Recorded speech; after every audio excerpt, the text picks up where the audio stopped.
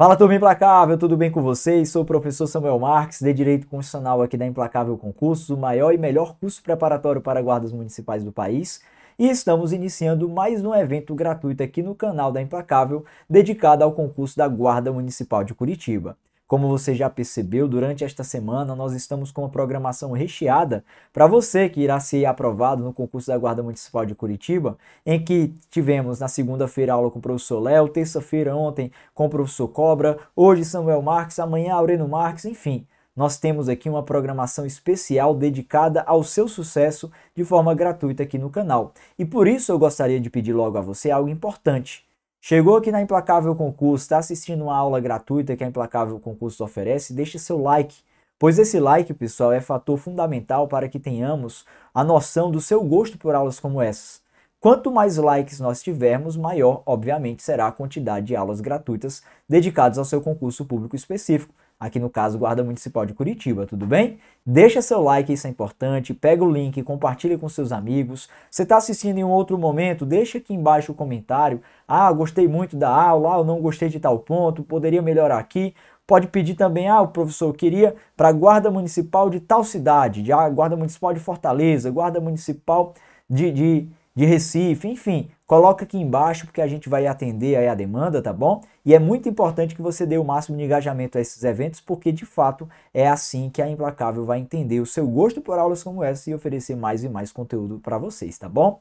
Bom, aqui hoje nós iremos responder questões de direito constitucional sobre temáticas variadas, mas temáticas que possivelmente serão cobradas na sua prova da Guarda Municipal de Curitiba. Obviamente que eu trouxe para vocês alguns temas do direito constitucional que foram relacionados no último edital, mas outros temas que estão fora do último edital, porém, com certeza eles serão inseridos. Nós tivemos uma mudança, no paradigma de cobrança para concurso de guardas municipais, até mesmo porque a importância da Guarda Municipal aumentou ainda mais. Sabemos que a Guarda Municipal é órgão de segurança pública, sabemos que a Guarda Municipal exerce atividade de polícia e por isso a Guarda Municipal tem uma grande importância, uma grande procura para essa carreira e a responsabilidade na hora da prova aumentou um pouco. E a gente da Implacável Concurso vai facilitar tudo isso para vocês, tudo bem? Então vem cá comigo, por favor, para a gente iniciar efetivamente a nossa aula, em que eu quero deixar de início o meu Instagram, @profsamuelmarques, pois caso você queira acompanhar outras aulas gratuitas que estarei com vocês aqui no canal da Implacável,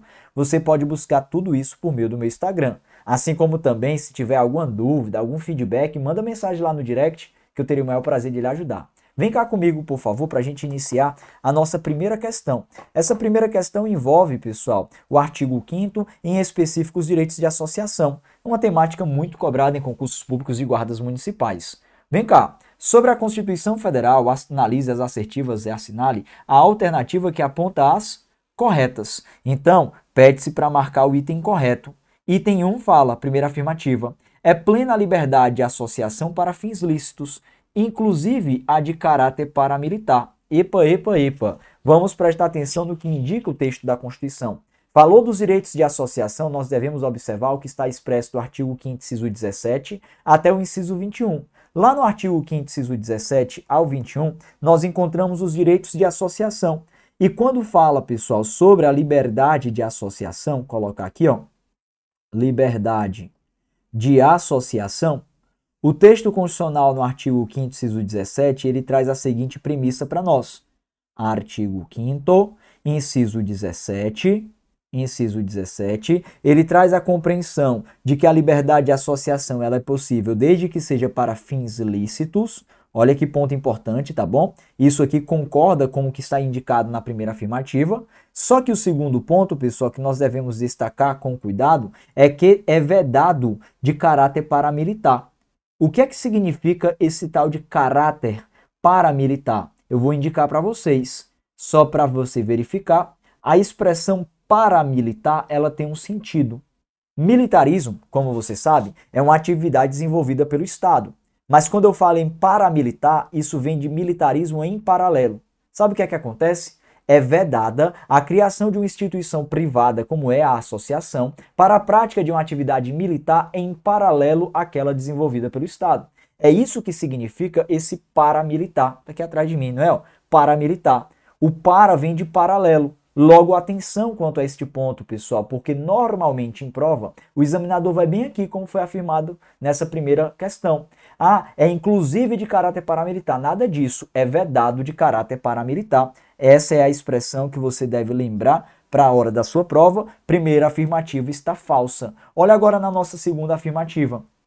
As associações só poderão ser compulsoriamente dissolvidas ou ter suas atividades suspensas por decisão judicial, exigindo-se, no primeiro caso, decisão em primeira instância sujeita a recurso. Bom, pessoal, gostaria que também vocês analisassem com cautela essa parte final. Esse dispositivo está tratando sobre a possibilidade de dissolução e de suspensão das associações, um tema bem recorrente em prova também. Quando a gente fala de dissolução e de suspensão das associações, devemos observar o que dispõe o artigo 5º, inciso 18, inciso 19. Vou colocar aqui, ó, artigo 5º, inciso 19. O que é que fala lá no inciso 19, pessoal? Lá diz assim, você pode até, inclusive, abrir o texto da Constituição para acompanhar a leitura comigo, tá? As associações só poderão ser compulsoriamente dissolvidas ou ter suas atividades suspensas por decisão judicial, exigindo-se, no primeiro caso, o trânsito em julgado. Então, as associações só poderão ter suas atividades dissolvidas ou suspensas por decisão judicial, exigindo-se, no primeiro caso, o trânsito em julgado. Vamos colocar essas informações aqui. Falou de dissolução e falou de suspensão, a gente vai entender que exige decisão judicial. Decisão judicial, obviamente, pessoal, não é aquela feita pelo prefeito ou feita pelo governador ou quiçá o presidente da República. No caso de decisão judicial, a gente está diante de uma determinação feita por um juiz.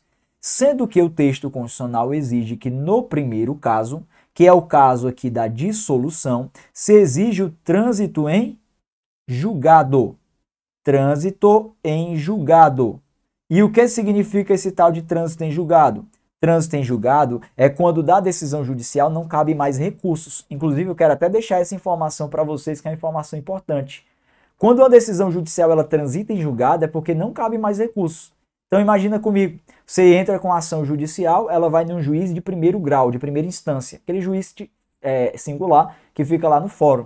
Esse juiz, então, ele vai analisar seu pedido. Aí, de repente, vamos supor que ele negue o seu pedido. Você fica indignado e diz assim, olha, eu não concordo com a decisão do juiz. Então você faz o quê? Você recorre para o Tribunal de Justiça, exemplo. O Tribunal de Justiça ele pode negar, você recorre mais uma vez para o STJ, poderia negar e você recorrer mais uma vez para o STF. Pode ser que isso aconteça. Se isso acontecer, pessoal, você está recorrendo e está fazendo ali uma reanálise do pedido. Só que chegou lá na última instância e o tribunal negou, você tem para onde mais recorrer? Não tem mais. O que é que acontece? Transita em julgado. Então, para você entender o que é decisão judicial transitada em julgado, é nada mais, nada menos do que aquela decisão que não cabe mais recursos. Vou até anotar isso aqui porque é interessante você ter esse raciocínio em mente. Não cabe recursos. Logo, pessoal, para dissolver não é cabível recurso. Aí vem a afirmativa e diz: as associações só poderão ser compulsoriamente dissolvidas ou ter suas atividades suspensas por decisão judicial, exigindo-se, no primeiro caso, decisão de primeira instância sujeita a recurso. Olha, o primeiro caso é o caso da dissolução. Aqui no caso, pessoal, sequer pode haver recurso. Então, obviamente, a gente vai verificar que essa segunda afirmativa está falsa. Segunda afirmativa está errada, não corresponde à realidade constitucional. Passa para a nossa terceira afirmativa. Ninguém poderá ser compelido a associar-se ou a permanecer associado. O que significa a palavra compelido? Compelido significa forçado. Ninguém será forçado, ninguém será obrigado a associar-se ou a permanecer associado. Isso aqui está correto. Isso aqui corresponde ao que dispõe o artigo 5º, inciso 20 da nossa Constituição Federal. O artigo 5º, inciso 20, fala sobre a chamada liberdade de se associar. Vou até colocar assim, ó. Liberdade de se associar. Em que nós verificamos a liberdade individual que tem um indivíduo, tá, pessoal? De se associar a determinada associação se quiser ou de permanecer nela. Essa é a perspectiva que verificamos no artigo 5º, inciso 20 da nossa Constituição. E aí, no próximo afirmativa, diz assim: as entidades associativas, quando expressamente autorizadas, têm legitimidade para representar seus filiados judicial ou extrajudicialmente, o que está correto, pois corresponde à noção de representação processual das associações, presente lá no inciso 21 do artigo 5º da nossa Constituição. Então, artigo 5º, inciso 21, corresponde a essa realidade. A gente deve verificar que é representação tanto judicial como extrajudicial. Quando eu falo de representação extrajudicial, é a capacidade que tem a associação de representar os seus filiados em processos judiciais. Quando eu falo em extrajudicial, é a mesma coisa que em processos administrativos. Então, fiquem com essas informações, que são informações importantes, pessoal, e destaco que essa nossa quarta afirmativa está correta.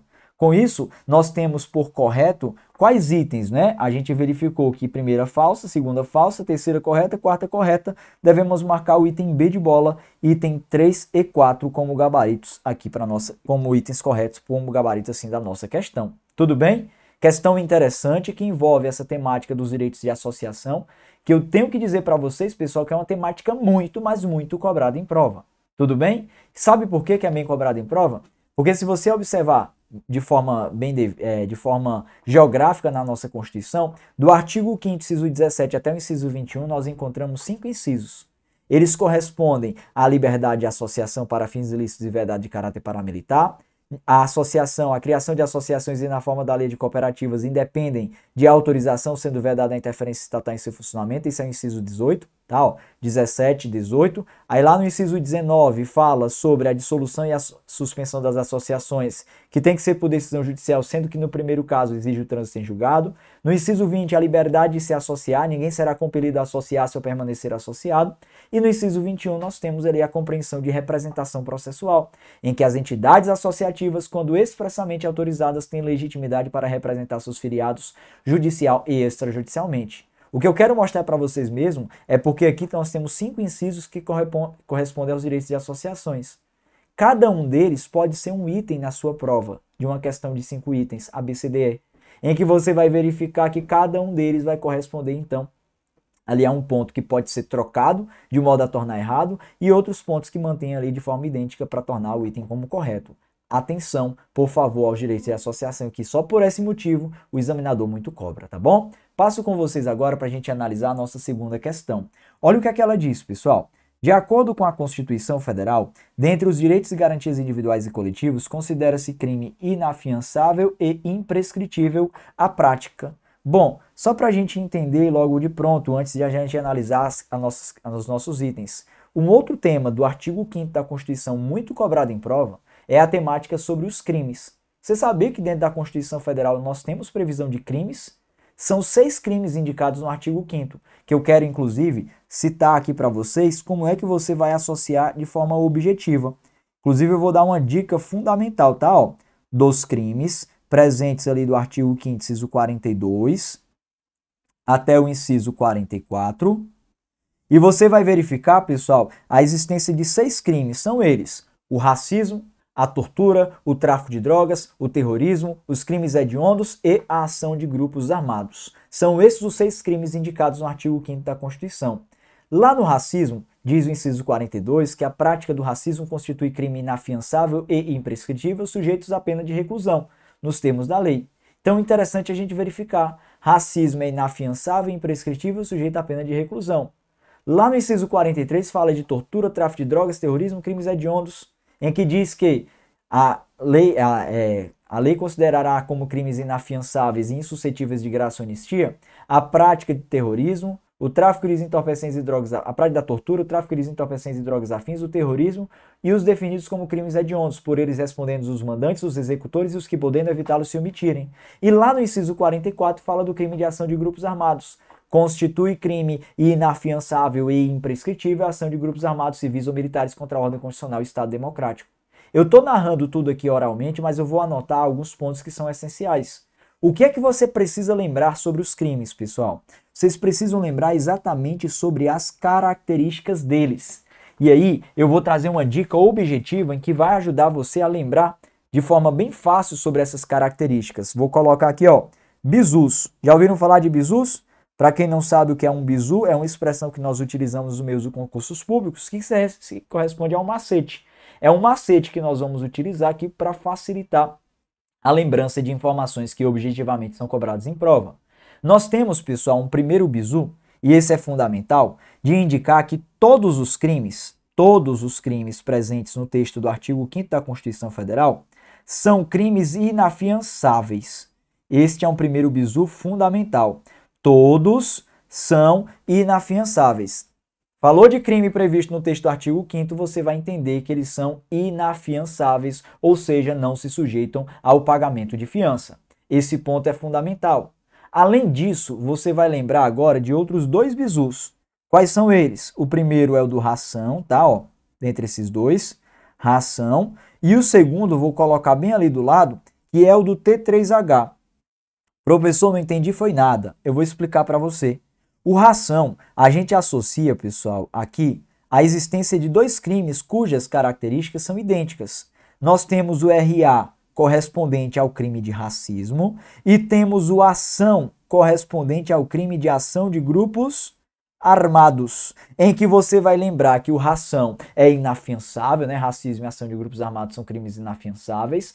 Porém, o ração será considerado como crimes imprescritíveis. Aí você vai lembrar para sua prova que ração não prescreve, tá bom? Ração imprescritíveis. Essa é a característica constitucional aplicável ao crime de racismo e de ação de grupos armados. Tudo bem? E temos também a dica do T3H, que ela é correspondente a quê? Ela é correspondente, pessoal, a uma assimilação em que nós vamos entender a existência de 3 crimes com a letra T: tortura, tráfico de drogas, terrorismo, tudo bem? E H de crimes hediondos, em que você vai verificar que além de eles serem inafiançáveis, eles são também considerados como crimes insuscetíveis de graça ou anistia. É essa a perspectiva que você vai enxergar acerca do T3H, tudo bem? Insuscetíveis de graça ou anistia. Esses são os pontos objetivos que você deve levar para a sua prova. E eu garanto que você pegando esses bizus e simplesmente raciocinando com eles na sua prova, você vai objetivamente acertar qualquer questão. Como essa daqui. Quer verificar comigo? Olha agora. Item A diz assim, ó, pediu para a gente marcar crime inafiançável e imprescritível, né? O item A fala, o racismo é inafiançável e imprescritível? É, tá lá no ração. A ação de grupos armados civis ou militares contra a ordem constitucional e Estado democrático? Também. Logo, pessoal, tá aqui o ração. O item A já é o gabarito da nossa questão. Já matou a questão só com essa informação. Olha agora o item B. O racismo, bem como a tortura, já tá fora, porque tortura é do T3H, é insuscetível de graça ou anistia. Não se fala sobre a imprescritibilidade dela. Item C. Do racismo, bem como a tortura, falso também.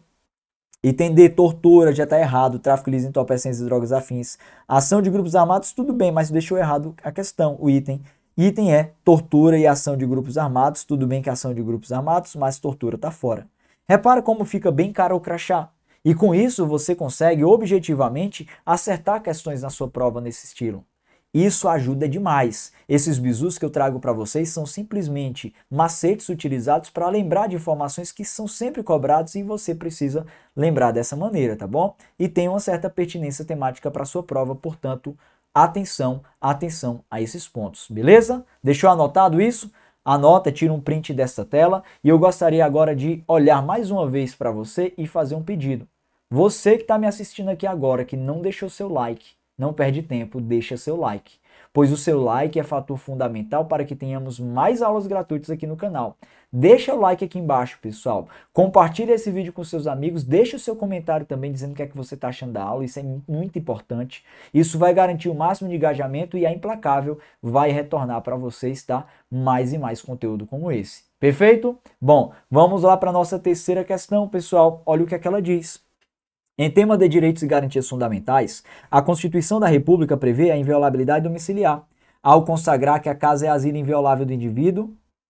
No entanto, como os direitos não são absolutos, esse é um ponto importante, a própria Constituição excepciona tal regra como no caso de Pessoal, só para a gente lembrar deste assunto, que é o assunto mais cobrado em prova de concurso público no contexto geral, acaba tendo uma maior presença em concursos da área de segurança pública como é o seu, que é a famosa regra da inviolabilidade domiciliar. Antes de a gente entrar na questão em si, você já sabe a resposta, vocês já estão me respondendo aqui, né?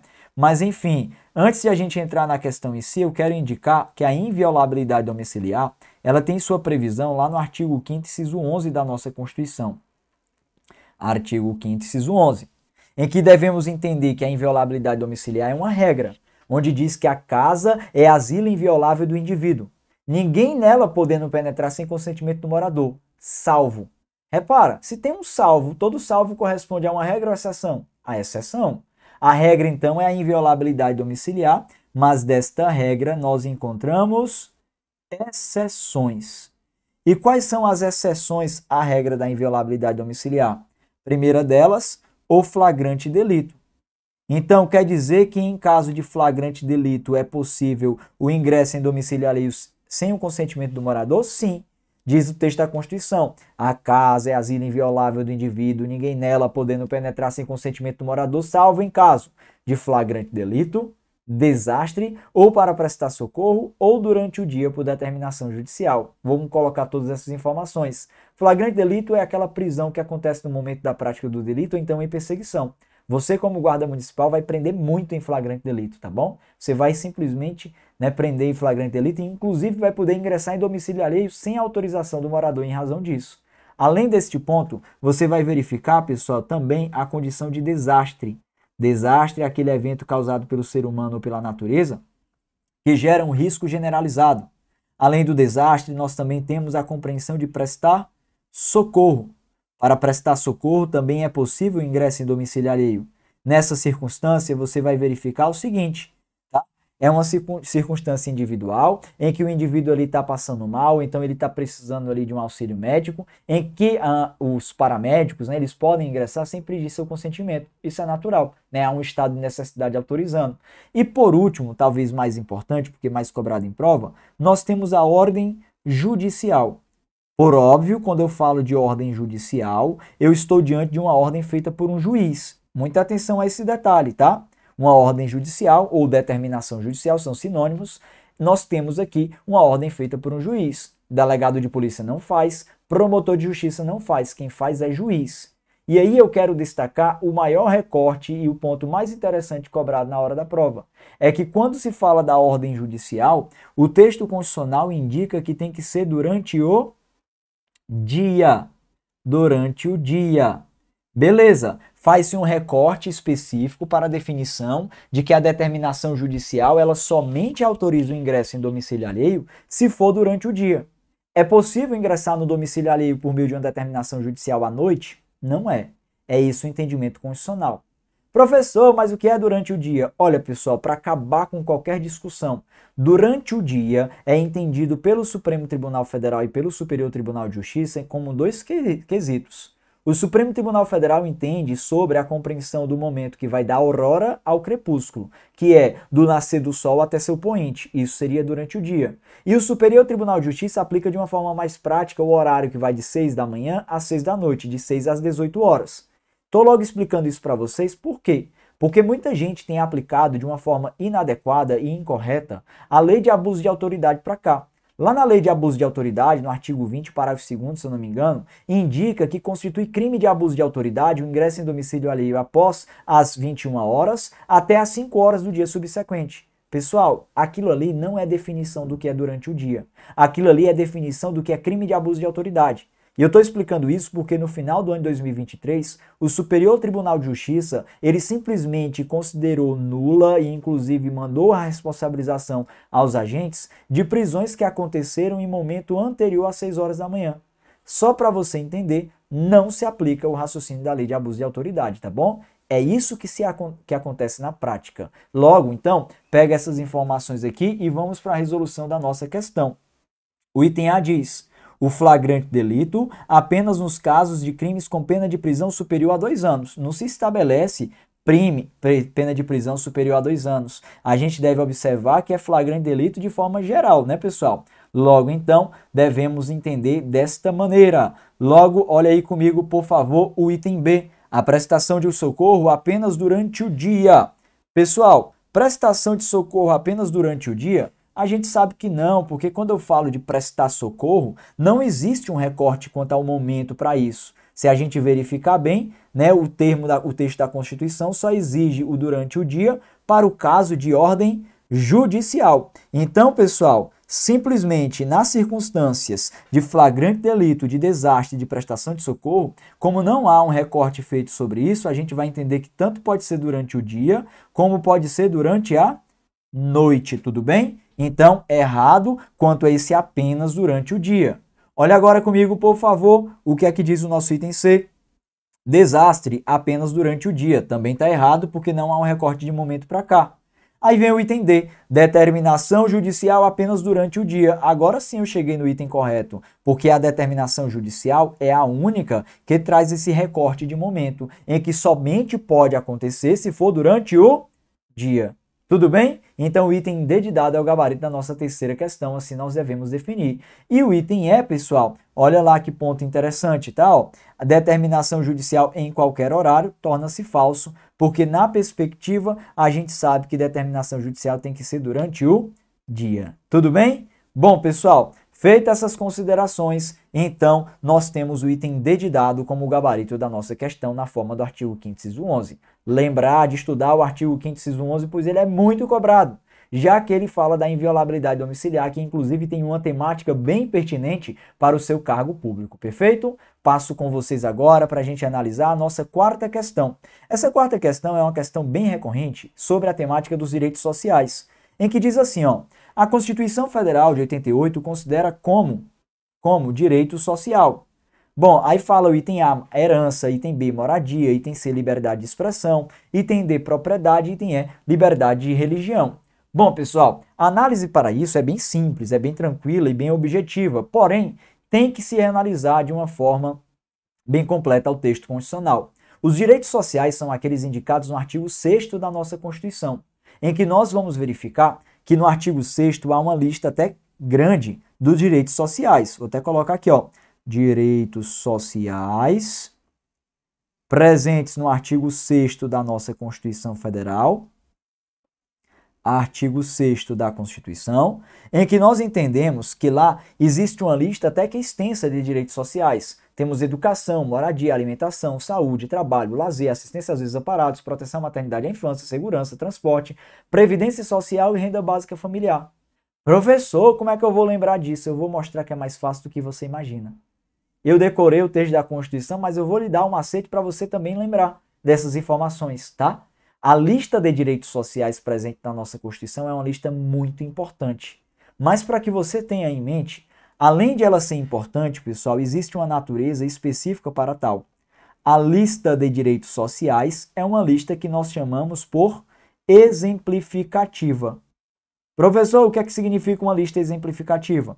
Lista exemplificativa é aquela lista que, como o nome já indica, apresenta apenas alguns exemplos. Quando eu falo, por exemplo, tal coisa, eu estou me referindo a todas as situações possíveis? Não. A gente vai entender que é um exemplo de várias outras, tá bom? A lista de direitos sociais é uma lista que nós entendemos por exemplificativa em razão desse ponto.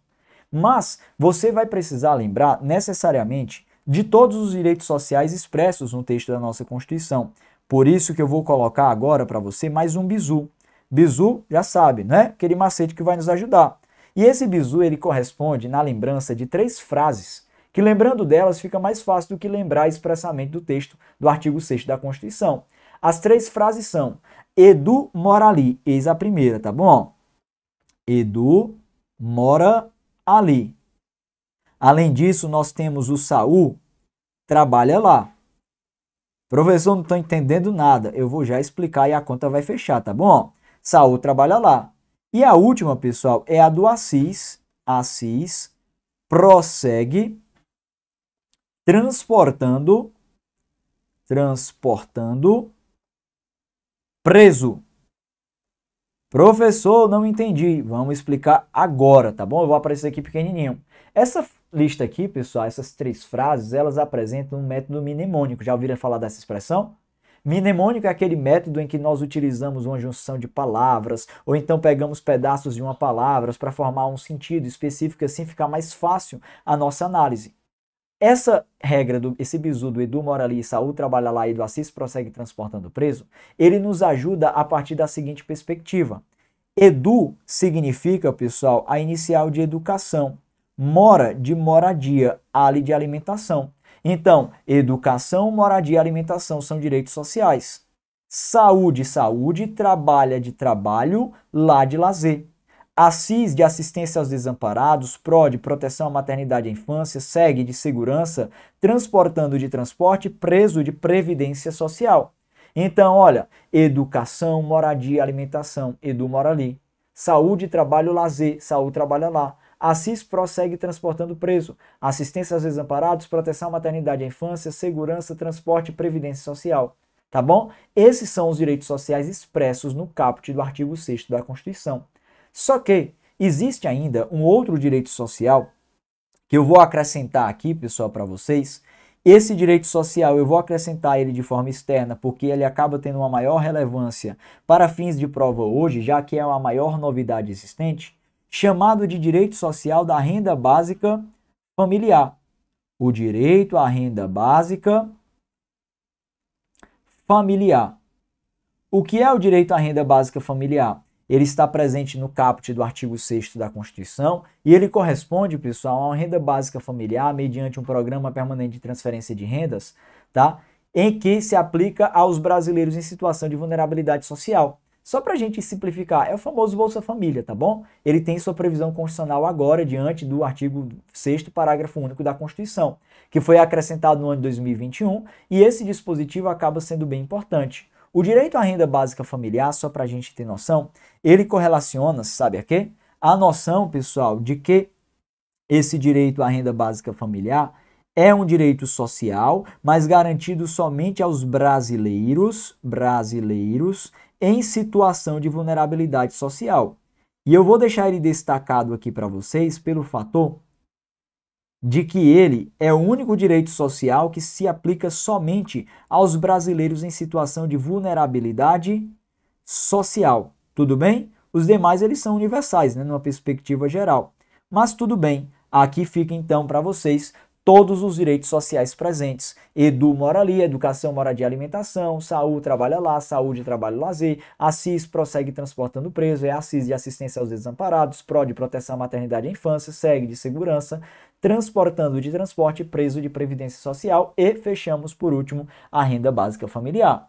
Agora perceba como essa questão fica fácil. A Constituição Federal de 88 considera como direito social a herança? Não.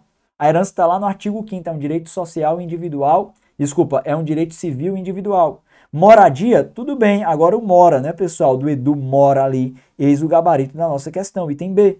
Item C, liberdade de expressão é errado, a liberdade de expressão é um direito civil presente no artigo 1º, no artigo 5º, inciso 4. Propriedade também não, é um direito civil presente no artigo 5º, inciso 22.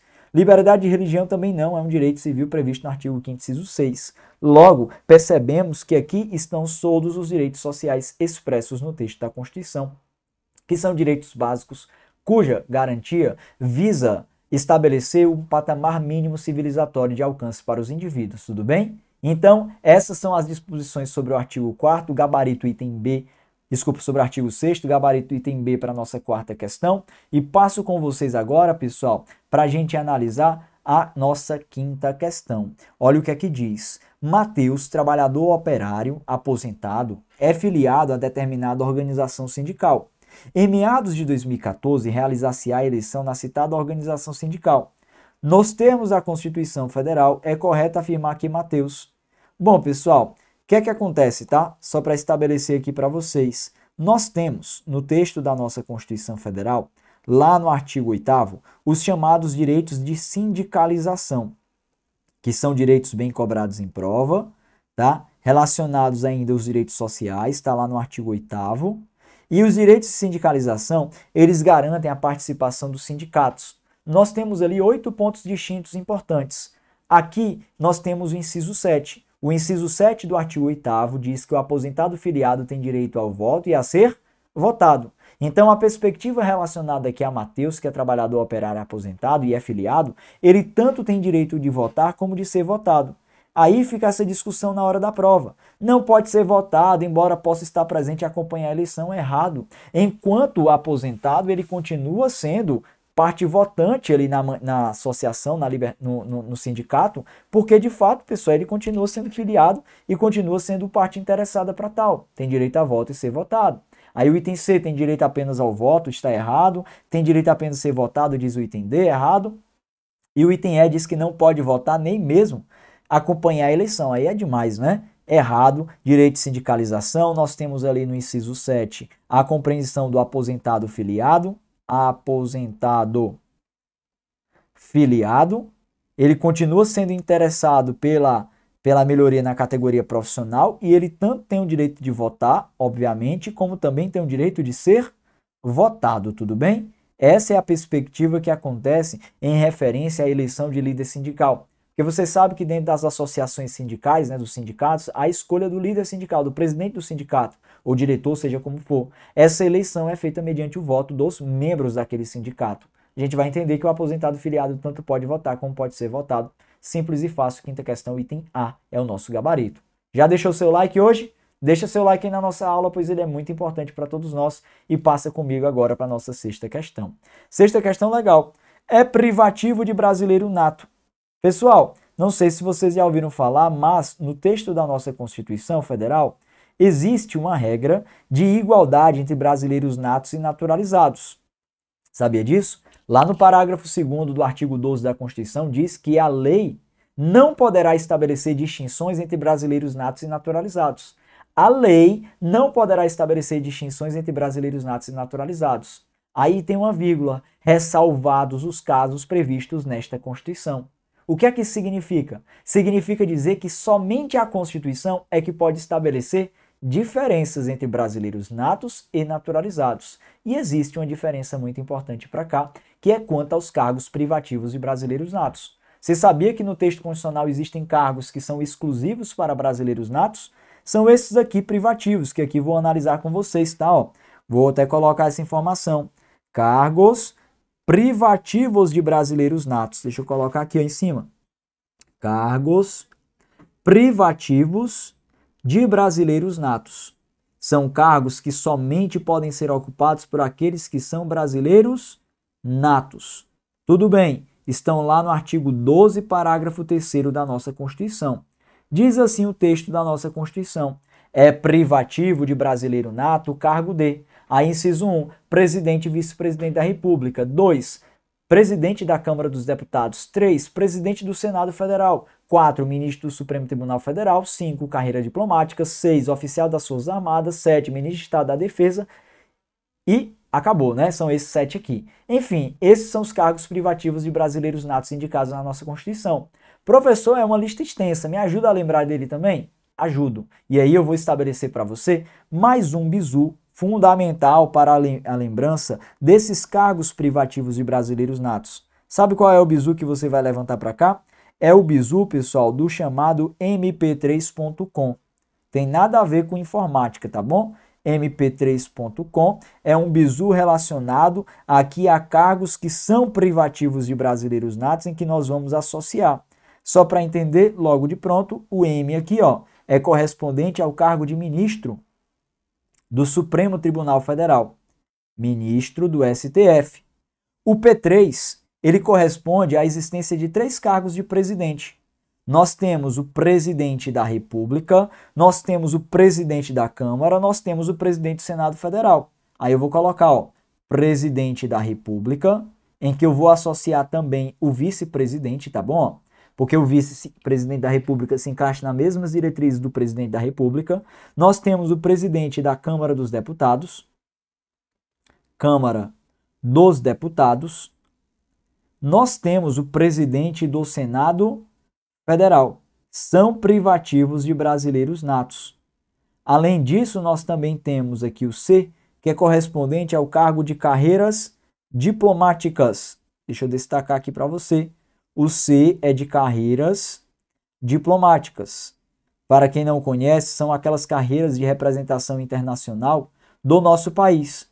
Quando eu falo do embaixador, do diplomata, do cônsul, aqueles que representam o nosso país nas relações internacionais, eles exercem carreiras diplomáticas, funções de carreiras diplomáticas.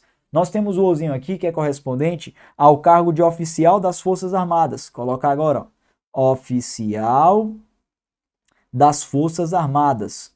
Outro ponto interessante, também privativo de brasileiro nato. Forças Armadas. Beleza. E temos, por final, o M, que é correspondente ao cargo de Ministro de Estado da Defesa. Ministro de Estado da Defesa. Aqui, então, estão, pessoal, todos os cargos considerados como privativos de brasileiros natos. E que nós devemos observar que, obviamente, tais cargos só podem ser ocupados por aquele que é brasileiro nato, beleza? Chego então nessa questão e agora eu tenho todos os insumos suficientes para respondê-la devidamente. Vamos observar o que aqui diz o item A. O juiz do trabalho não é privativo de brasileiro nato. O único cargo de juiz, né, se assim podemos dizer, de julgador, que é privativo de brasileiro nato é de ministro do Supremo, não é o de juiz do trabalho. Olha o item B. Vereador, obviamente que não. Aí vem o item C, senador federal. Pessoal, atenção, por favor. Falou-se em Senado Federal, mas o presidente do Senado. Repara no detalhe interessante. Hoje, no Senado Federal, nós temos a composição de 81 senadores. 81. Quantos são o presidente? Apenas um, que é o brasileiro nato. Os demais senadores precisam ser brasileiros natos? Precisam não. Então, ó, não é senador federal, e sim presidente do Senado. Aí vem o item D, oficial do Exército. Pessoal, aqui tem um ponto interessante. Oficial do Exército. O professor está errado porque ele falou em Forças Armadas, mas agora repara no pequeno detalhe. Pessoal, Forças Armadas é correspondente a quê? A 3 armas. Nós temos a Marinha, o Exército e a Aeronáutica. Cuidado, porque se eu falo de oficial das Forças Armadas, implicitamente eu estou dizendo que é um oficial do Exército. Portanto, nós temos no item D o gabarito da nossa questão. Pode marcar o item D como gabarito da nossa questão. E aí eu associo para você esse raciocínio. Porque quando eu falo em Forças Armadas, eu tenho essas 3 armas. A Marinha, o Exército e a Aeronáutica.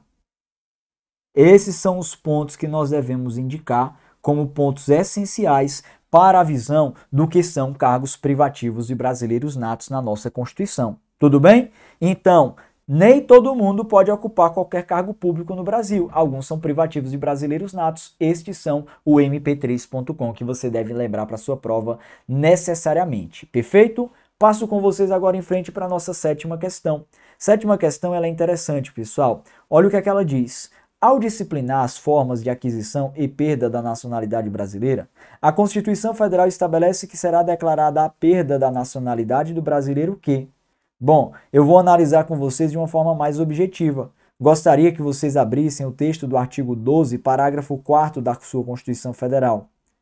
Por quê? Porque eu quero que vocês deem uma lida comigo, já que impositivamente o texto constitucional estabelece 2 hipóteses de perda da nacionalidade. Lá diz que será declarada a perda da nacionalidade do brasileiro que, inciso 1, tá? Tiver cancelada sua naturalização por sentença judicial em virtude de fraude ao processo de naturalização ou por ato contra a ordem constitucional e o Estado democrático. E inciso 2 fala, pessoal, sobre o pedido expresso, fizer pedido expresso pela perda da sua nacionalidade perante a autoridade brasileira, ressalvadas as situações que acarretem a patridia. E eu quero que você pegue o artigo 12, parágrafo 4º e combine, tá? Ó, colocar assim, ó, C/C. Para quem não sabe o que é C/C, isso significa combinado com, tá bom? Muitas vezes em dispositivos jurídicos a gente encontra esse C/C.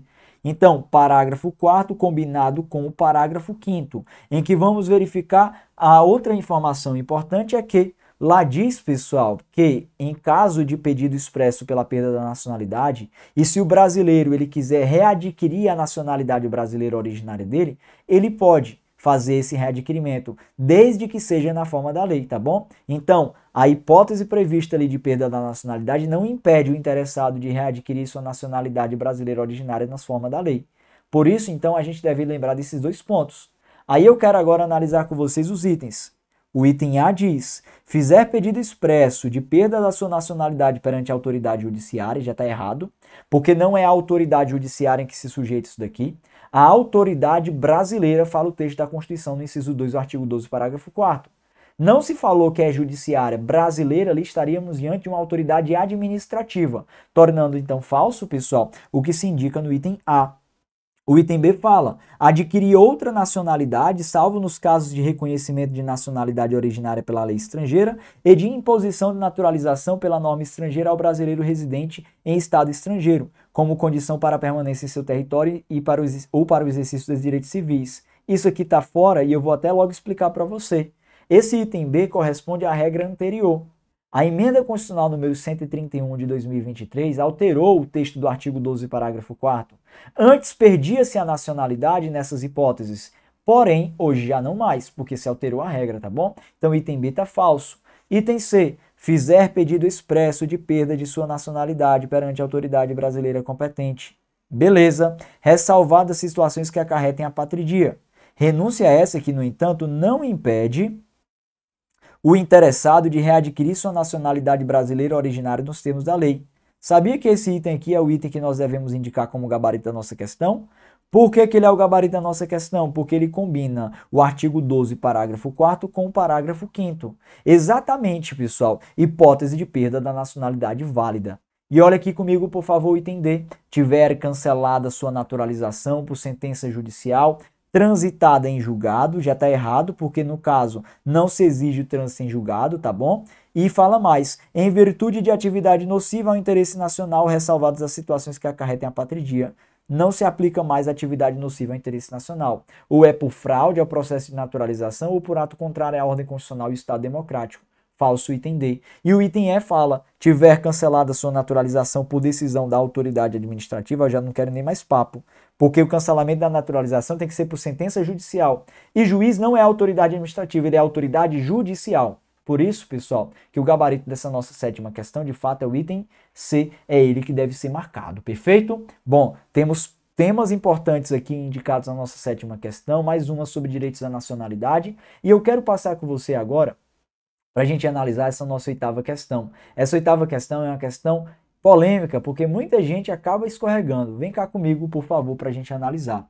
De acordo com a Constituição Federal de 88, é causa de cassação dos direitos políticos. Primeira, a recusa imotivada de cumprimento de obrigação. Segunda, condenação penal com sentença transitada em julgado. Terceira, condenação por improbidade administrativa. Quarta, perda da nacionalidade. Assinale a alternativa que indica todas as afirmativas corretas. Gostaria que vocês, inclusive, me ajudassem a responder essa questão. Coloca aqui no nosso chat qual é o item que você deve marcar. Item A é correta apenas a afirmativa 3, item B apenas a afirmativa 4, C apenas as afirmativas 2 e 3, D apenas as afirmativas 1, 3 e 4 e item E nenhuma das alternativas, das afirmativas. E aí, o que é que você entende por esse ponto, pessoal? Antes de a gente seguir em frente, eu vou deixar uma informação fundamental para vocês que vai ser fundamental para a análise dessa questão. Vamos falar sobre perda ou suspensão dos direitos políticos.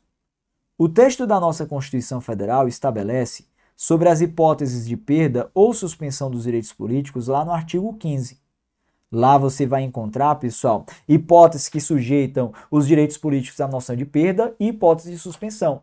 Mas no caput do artigo 15 traz uma informação muito relevante.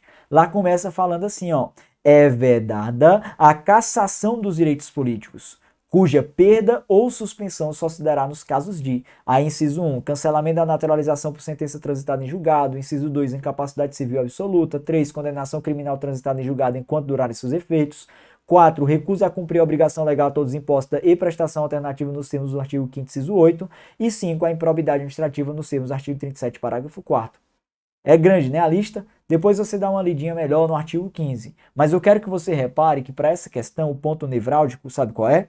É quando ali começa falando: é vedada a cassação dos direitos políticos. Professor, o que significa a palavra vedada? Para quem não sabe, pessoal, vedada significa que é proibida. É proibida a cassação dos direitos políticos. Quando eu falo vedada, isso significa então que é proibida, mas eu quero destacar para vocês o que significa a palavra cassação. Você sabe dizer? Vou explicar. Para quem não sabe, pessoal, a cassação é correspondente a uma retirada ilegítima dos direitos políticos. Isso é o que nós entendemos por cassação dos direitos políticos. É uma retirada ilegítima dos direitos políticos. Quando o indivíduo ele tem cassado os seus direitos políticos, é porque ele não deu justa causa para tal. E, obviamente, o texto da nossa Constituição Federal não vai permitir isso. O texto da nossa Constituição Federal traz garantias em que ele só pede ou suspende se for por um justo motivo. Por isso que a nossa Constituição diz que é vedada a cassação. O ato de cassar direitos políticos é proibido. Então, tire essa expressão do seu vocabulário. Não é possível cassar. Aí veio a questão e disse, é causa de cassação. Meu irmão, nenhuma. Porque não é possível cassar, então o item E que deve ser o gabarito da nossa questão.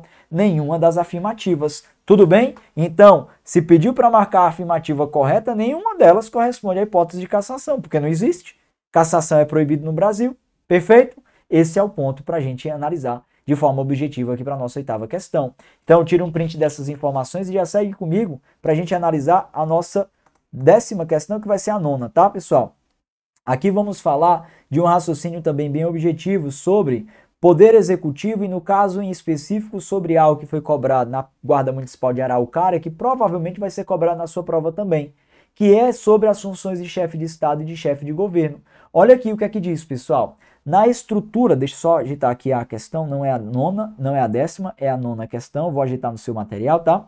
Na estrutura do Poder Executivo, verifica-se a existência das funções primordiais diversas, quais sejam a de chefe de Estado e a de chefe de governo. Sobre esse assunto, assinale a alternativa correta. Vamos observar rapidinho aqui. Quando a gente fala, pessoal, sobre função de chefe de Estado e função de chefe de governo, isso está relacionado a um sistema de governo que nós adotamos no Brasil. Você sabe dizer qual é o sistema de governo adotado no Brasil? Nós temos um sistema de governo chamado por presidencialista. É interessante a gente ter isso em mente. Professor, por quê? Porque nós temos o presidente da República?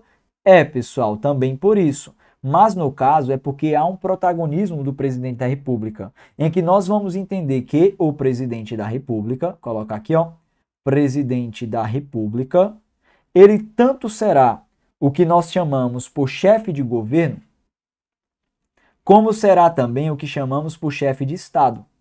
Isso é o que significa o sistema de governo presidencialista, tá bom? A gente vai entender que o presidente da República é chefe de governo, assim como também é considerado como chefe de Estado. Chefe de Estado. Professor, o que é que significa ser chefe de governo? O que é que significa ser chefe de Estado?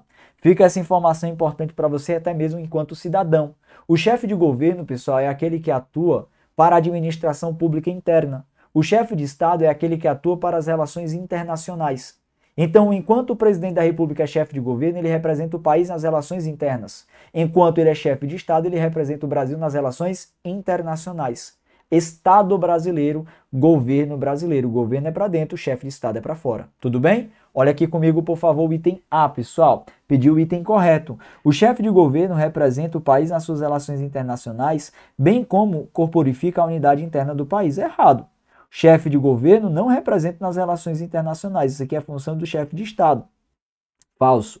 Item B. O chefe de Estado exercerá a liderança política nacional pela orientação das decisões gerais em direção da máquina administrativa.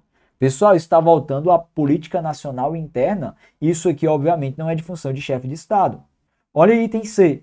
Tanto no presidencialismo como no parlamentarismo ocorre a acumulação dessas funções de chefe de governo e chefe de Estado em uma única pessoa. E eu vou destacar para vocês que está errado.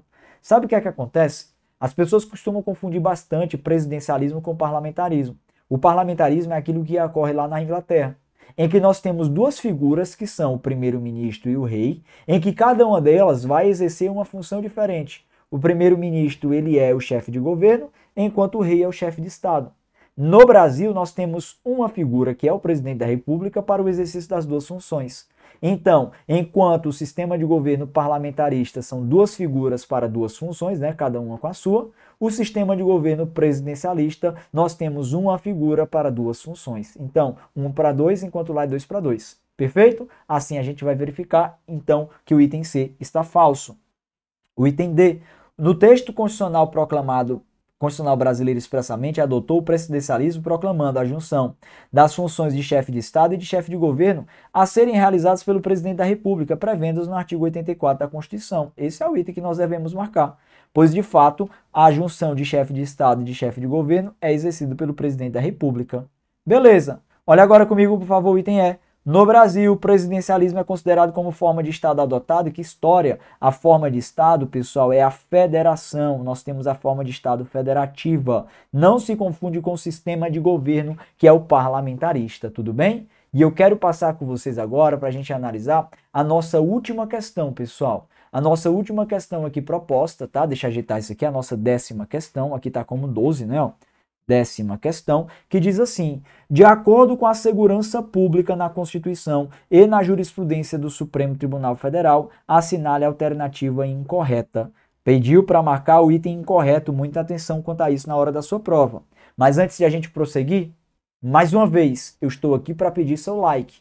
Deixa seu like, a gente está acabando a nossa aula. Esse seu like vai ser fator muito relevante para que tenhamos mais encontros aqui. Eu voltarei, desde que você deixe seu like, tá bom? Isso é muito fundamental para todos nós. Vamos aqui. Diz aí o item E. Item A, desculpa. É vedado o direito de greve a todos os agentes públicos que atuem na segurança pública, inclusive aos guardas municipais. Pergunto para você, guarda municipal, pode exercer direito de greve? Pode não. Sabia disso? Supremo Tribunal Federal, em decisão em recurso extraordinário, ele vedou, pessoal, o exercício do direito de greve para todos os agentes de segurança pública.